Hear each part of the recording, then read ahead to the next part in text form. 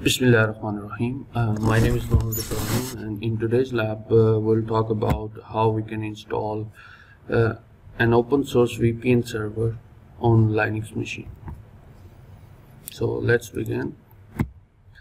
So आज की lab में हम एक ओपन सोर्स सर्वर कॉन्फ़िगर करेंगे जिसका नाम है AnyConnect या इसका एक और नाम है ओपन कनेक्ट। इसके थ्रू हम एक VPN सर्वर कॉन्फ़िगर करेंगे जिसके थ्रू आप डिफरेंट डिवाइसेस को कनेक्ट करेंगे और VPN के थ्रू आप उस डिवाइस को कनेक्ट करेंगे और अपना एक स्टैटिक IP आप सेटअप करेंगे।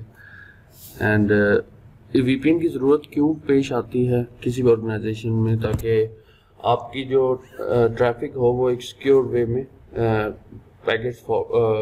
पैकेट्स नेटवर्क के अंदर फॉरवर्ड करें। और एक और इसका जो मेन बेनिफिट होता है वो ये होता है कि आपको पॉलिसीज लगाना इजी होता है किसी एक, बिकॉज आप VPN के थ्रू जब भी कोई सर्विस सेटअप करते हैं तो उसके वो एक टनल की फॉर्म में उस टनल क्रिएट हो जाती है और इनक्रिप्टेड फॉर्म में आपका डेटा ट्रैवल कर रहा होता है। अब उस VPN के IP के ऊपर या उस सर्वर के ऊपर आप डिफरेंट एक्सेस कंट्रोल लिस्ट लगा सकते हैं कि इस VPN पे जस्ट इस VPN कनेक्ट करके आपने कौन कौन सी वेबसाइट्स अलाउ करनी है, कौन सी वेबसाइट्स को डिसअलाउ करना है। जिस तरह लेट्स से अगर मैं आपको एग्जांपल दूं, अब कॉन्सेप्ट्स के पास एक HEC की तरफ से एक VPN सर्विस प्रोवाइड की जाती है जिसके थ्रू अगर आप VPN कनेक्ट कर लेते हैं तो आप IEEE एक्सेस और डिफरेंट जर्नल्स से ना आप पेपर इजीली डाउनलोड कर लेते हैं। तो वो बेसिकली क्या है कि आप उस VPN या उस IP के ऊपर ये पॉलिसीज लगाई गई हैं कि जो भी बंदा इस IP के थ्रू नेटवर्क एक्सेस करता है तो उस केस में उसके उस केस के अंदर ये होता है कि ऑटोमेटिकली उसके पास ये राइट्स आ जाता है कि वो कोई भी रिसर्च पेपर है उसको इजीली डाउनलोड कर लेता है फ्रीली, बिकॉज HEC उसके लिए उस सर्विस के लिए ऑलरेडी पे कर रही है उस कंपनी को VPN जहाँ से भी बाय किया गया है यूनिवर्सिटीज़ के लिए। तो इसके लिए जो रिक्वायरमेंट है, आपको सबसे पहले एक Ubuntu का सर्वर होना चाहिए और रूट यूज़र के थ्रू उसकी एक्सेस हो। और मैं तो भी इसको Ubuntu सर्वर के ऊपर आपको डिप्लॉय करके बताऊंगा, लेकिन इसके अलावा भी आप लाइनक्स के कोई भी डिस्ट्रीब्यूशन को यूज़ कर सकते हैं। So let's begin. तो इसके लिए जो आपके पास बेसिक रिक्वायरमेंट है, सबसे पहले आपको एक Ubuntu का सर्वर चाहिए। इस टाइम अगर देखें तो मैंने एक सर्वर एक्सेस किया हुआ है SSH के थ्रू, जो कि Ubuntu 18 जिस पे इंस्टॉल है, ये कॉन्फ़िगर हुआ है। उसके बाद इसका ये एक पब्लिक IP है। तो आपने भी क्या करना है, SSH कर लेना फर्स्ट स्टेप 1 में, और उसके बाद आपने पहला स्टेप क्या, आपने पैकेजेस को अपडेट कर लेना। या आगे इसकी इंस्ट्रक्शन लिखी हुई है कि कैसे आपने इस सर्वर को सेटअप करना है। तो फर्स्ट स्टेप क्या है कि आपने सारे पैकेज अपडेट कर देने। तो ये फर्स्ट कमांड मैंने लगाई है, इससे ये हो रहा है कि तमाम पैकेजेस अपडेट हो रहे हैं ताकि लेटर ऑन किसी किस्म की डिपेंडेंसी अकर ना हो। उसके बाद आपने ये नेक्स्ट OCS सर्वर, ये जो है ना ओपन कनेक्ट सर्वर, ये उसकी पैकेज है जिसके थ्रू ये सर्वर इंस्टॉल होगा। तो इससे पहले आप sudo लिख लें, sudo ना भी लिखें, ऑलरेडी रूट से एक्सेस है, ऑलरेडी ये जो यूज़र है वो रूट से आपने एक्सेस किया हुआ है सर्वर, तो sudo के बगैर भी कमांड वर्क करेगी। उसके बाद आपने नेक्स्ट स्टेप ये करना है कि आप इंस्टॉल होने के बाद इसकी एक बाय डिफ़ॉल्ट डायरेक्टरी क्रिएट होगी ये OCS सर्वर के नाम से। अब ये आप देख सकते हैं इस डायरेक्टरी के अंदर आपकी एक कॉन्फ़िगरेशन फाइल भी आ चुकी है। अब आपने सबसे पहले ना कुछ सर्टिफिकेट जनरेट करने हैं। तो सर्टिफिकेट जनरेट करने के लिए आपको कुछ ब्लैंक फाइल्स बनानी पड़ेंगी। एक तो आप ये वाली फाइल बनाएंगे, नैनो से आपने एक फाइल क्रिएट कर ली। अब ये ब्लैंक थी, आपने क्या करना है कि इसके अंदर ये वाला कंटेंट जो है वो ऐड कर दें।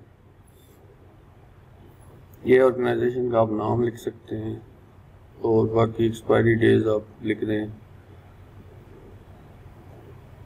ये डिपेंड करता है, ये डिफरेंट पैरामीटर्स। उसके बाद आपने ये फाइल बनाने के बाद अब आपने इसका सर्टिफिकेट जनरेट करना है, RSA की जनरेट करनी है प्राइवेट की। तो उसके लिए ये कमांड आप यूज करेंगे।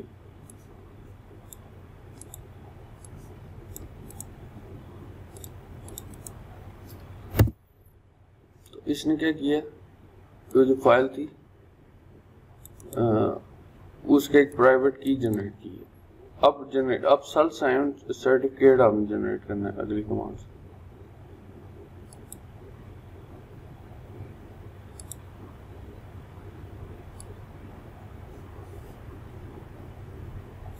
तो इस कमांड को आप एग्जीक्यूट करेंगे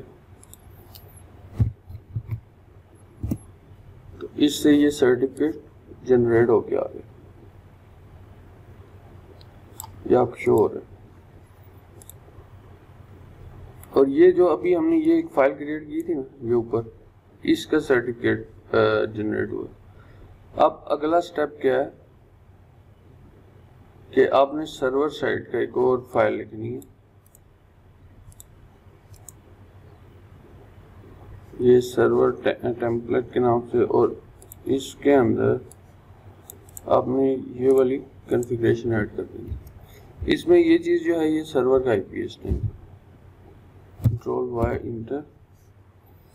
उसके बाद वही दो कमांड आपने दोबारा एग्जीक्यूट करनी है, एक तो की जनरेट करने के लिए और ये सर्टिफिकेट जनरेट करने के लिए। तो इसी तरह कॉपी करना है, एस लिख दिया करें क्योंकि कॉपी नहीं हो रहा। तो अब क्या हुआ है कि ये एक और सर्टिफिकेट इस ये वाला भी सर्वर साइड के भी फाइल का सर्टिफिकेट जनरेट हो गया। अगर आप इसको फाइल को दोबारा देखें तो ये वाली फाइल थी ऊपर सर्वर साइड की। अब ये दो दफा कॉपी हुई थी, ये एक ही दफा थी। टेम्पलेट सर्वर सर्टिफिकेट टेम्प, हाँ, तो इससे ये की जनरेट होगी। अब आपने क्या करना है, वो जो फाइल जनरेट हुई थी ना etc/OCS सर्वर के फोल्डर के अंदर OCSserver.com OCSserv ये वाली फाइल है, इस फाइल को ओपन कर लेना।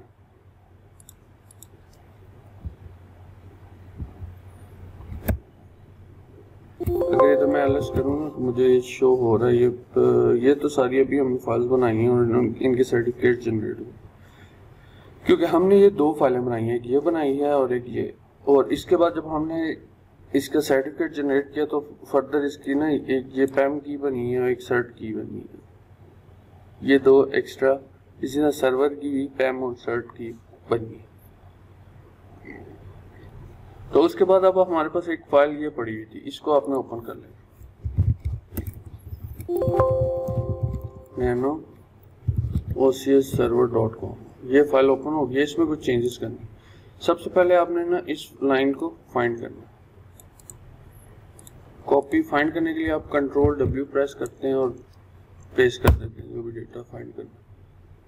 तो ये अभी फाइंड नहीं हो रहा, तो इसके लिए इजी वे ये होता है कि आप जस्ट ना ये वाला वर्ड फाइंड कर लें, कॉपी, बल्कि ये फाइंड हो गया, आ गया था ना, ये नीचे लिखा हो।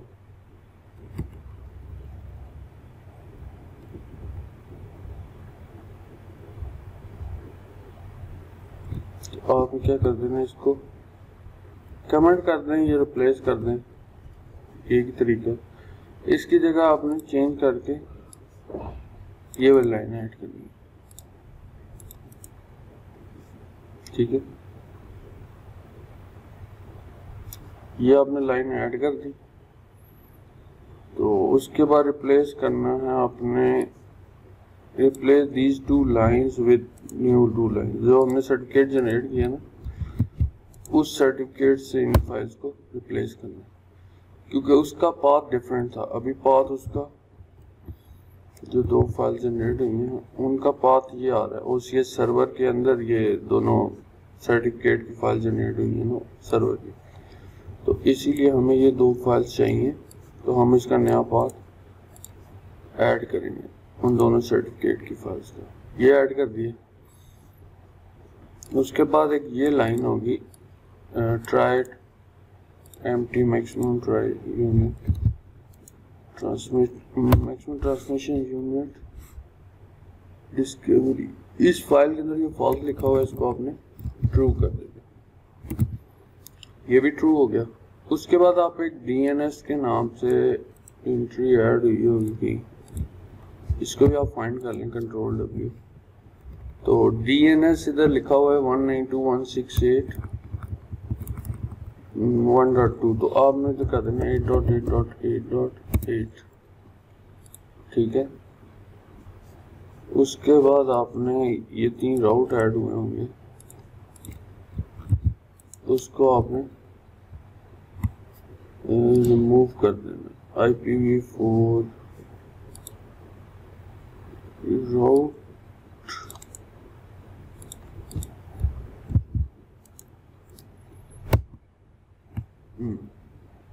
आपने एक इसको भी कमेंट कर देना, ये रिमूव कर देंगे इनसे पहले ना हैश का साइन डालने से ये हो जाएगा, लाइन कमेंट हो जाएगी। इन तीनों को आपने कमेंट कर देना।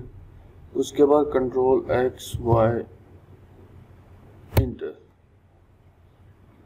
इससे क्या हो जाएगा, ये जितनी भी आपने कॉन्फ़िगरेशन की है वो सेव हो जाएगी। अब इसी फाइल में ना एक और जगह भी चेंज करते हैं, वो होता है मैक्सिमम नंबर ऑफ यूजर्स जो सपोर्ट करेंगे। तो कंट्रोल W करें ना, मैक्स क्लाइंट के नाम से एक लाइन होगी, तो ये होती है लिमिट आपकी, ये limit the number of clients unset और सेट टू 0 फॉर अनलिमिटेड। अगर आप इसको 0 कर देते तो इधर आप बैनर भी सेट कर सकते हैं। इस बैनर को आप ओपन करें तो लिखेंगे वेलकम टू CUI VPN, ठीक है।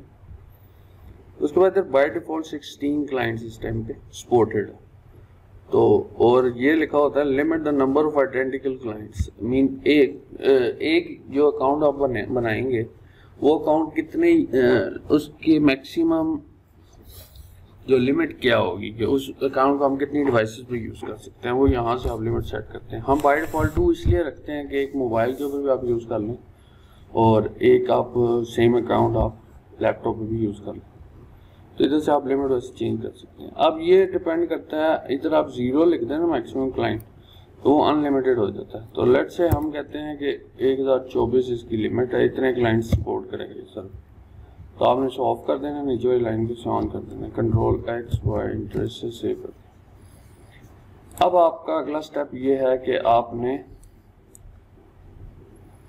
नया यूजर क्रिएट करना है। उसके लिए कमांड होती है OC पासवर्ड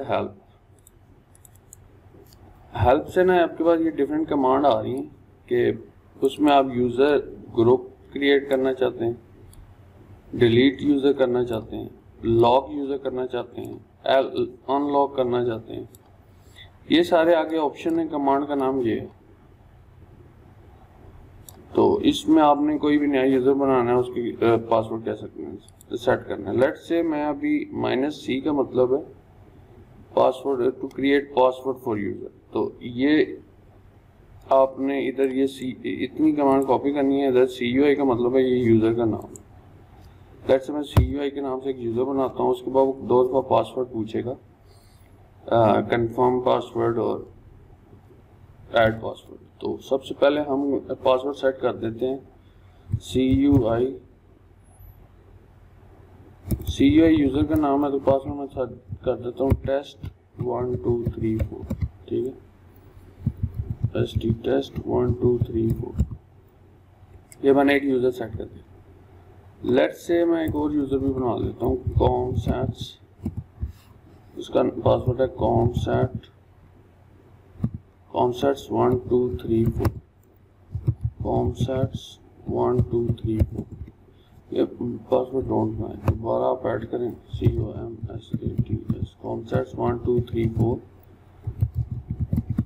1 2 3 4। तो ये अब दोनों मैच भी कर रहे हैं और ये दो यूज़र अभी क्रिएट हो गए हैं, कॉन्सर्ट्स के नाम से और एक CUI के नाम से, ठीक है। तो you need to change in the system control configuration. अब एक और ये वाली फाइल है, इसमें ओपन करना है इसमें,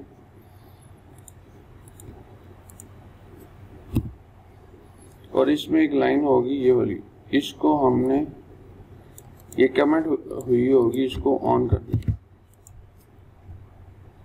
अनकमेंट कर देना, ये कमेंट अनकमेंट कर देना, control X Y inter save कर देना। उसके बाद ये कमांड लगा देनी ताकि वो शो कर दे कि वाकई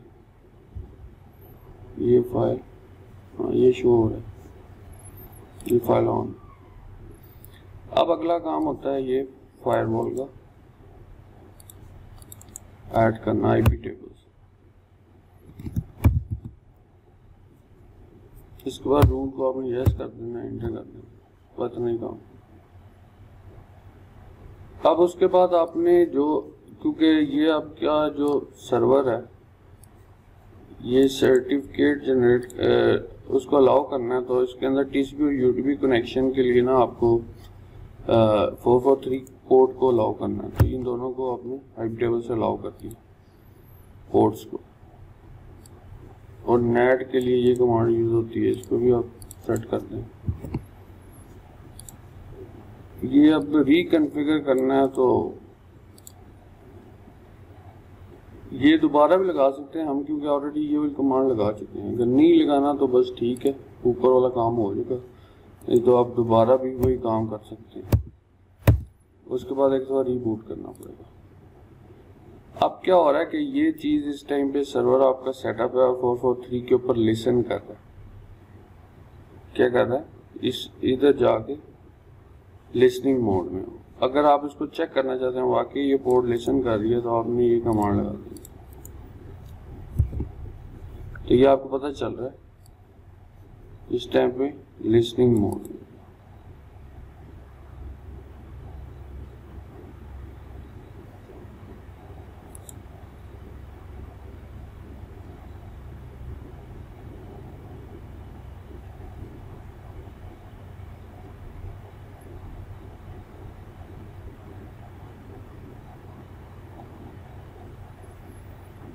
अब किधर तक हमने काम कर लिया है।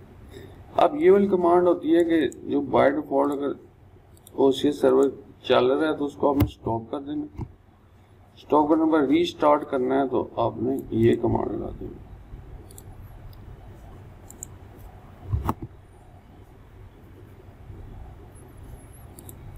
अब इसके बाद आपने ये वाली कमांड दोबारा लगानी है चेक करने के लिए।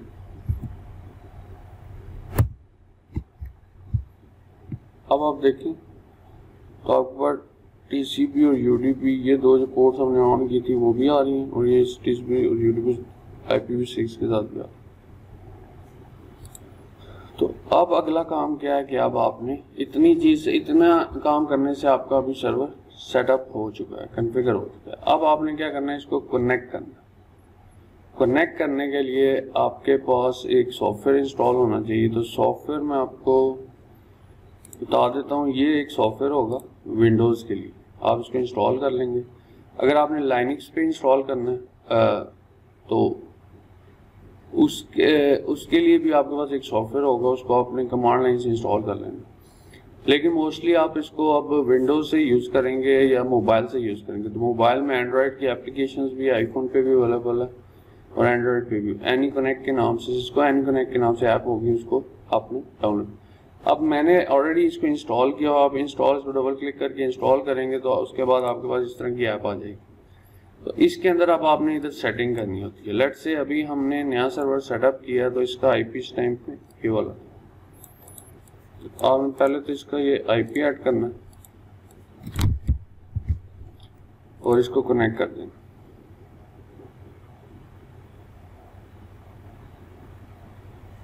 अब ये आपसे ये चीज़ पूछेगा तो इसको आपने कनेक्ट एनीवे कर देना। उसके बाद यूज़र ने पासवर्ड पूछा जा रहा है, जहाँ आपने नया यूज़र क्या क्रिएट किया था CUI, और इसका पासवर्ड था आपने टेस्ट 1 2 3 4 रखा था, UI में रखा था, पासवर्ड इसका था test 1 2 3, इसको क्लिक कर,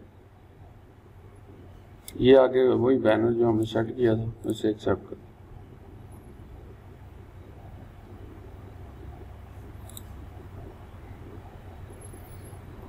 अब ये जब इस्टेब्लिश हो गया तो ग्रीन आ जाएगा, तो इसका मतलब है ये कनेक्ट हो गया।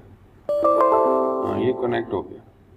अब कनेक्ट, अगर आप इंटरनेट यूज़ कर रहे हैं तो ये कनेक्ट होगा, तो आपका इंटरनेट उस टाइम पे शिफ्ट होगा, मीन डिसकनेक्ट होगा, उस पर कनेक्ट होगा, रिकनेक्ट। तो अब अगर आप देखें तो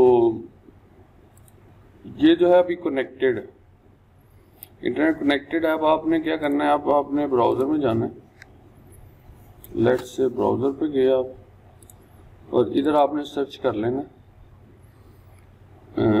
सी माई IP।